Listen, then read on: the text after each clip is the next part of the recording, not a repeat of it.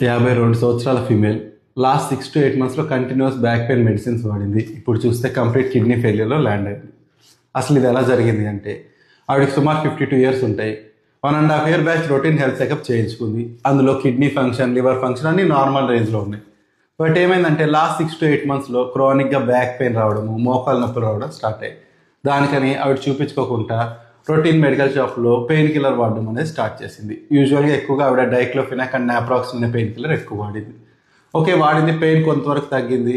But చూస్తే last 1 monthగా ఆవిడకి కాలు వాయడం అనేది స్టార్ట్ అయ్యాయి. 2-3 weeksగా ఫేస్ కూడా స్వెల్లింగ్ స్టార్ట్ అయింది. దాని తర్వాత జనరలైజ్డ్ వీక్నెస్ వచ్చేసింది అండ్ యూరిన్ అవుట్పుట్ కూడా తగ్గుతూ ఉంది. ఈ కంప్లైంట్స్తో మా దగ్గరకు వచ్చారు. మా దగ్గరకు వచ్చినప్పుడు రిపీట్ క్రియాటినిన్ చూసినప్పుడు కిడ్నీ ఫంక్షన్ క్రియాటినిన్ 4.6 పెరిగింది. అంటే కంప్లీట్ కిడ్నీ ఫెయిల్యూర్లో ల్యాండ్ అయింది.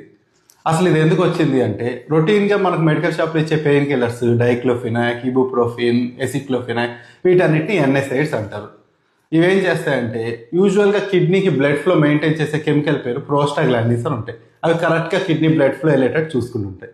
ఈ ఎన్ఎస్ఐడ్స్ అనే పెయిన్ కిల్లర్స్ ఈ ప్రోస్టాగ్లాండిన్స్ని బ్లాక్ చేస్తాయి. దీనివల్ల కిడ్నీ బ్లడ్ ఫ్లో అనేది ఆల్టర్ అవుతూ ఉంటుంది, అంటే సరిగా వెళ్ళదు. దానివల్ల స్లోగా ఒక్కొక్క నెఫ్రాన్ డ్యామేజ్ అవుతూ ఉంటుంది. అండ్ వన్స్ ఒక లెవెల్ రీచ్ అయిపోయిన తర్వాత కంప్లీట్ కిడ్నీ ఫెయిల్యూర్ అయిపోయి కిడ్నీ ఫెయిల్యూర్ ఒక లక్షణాలు మీకు బయటపడుతూ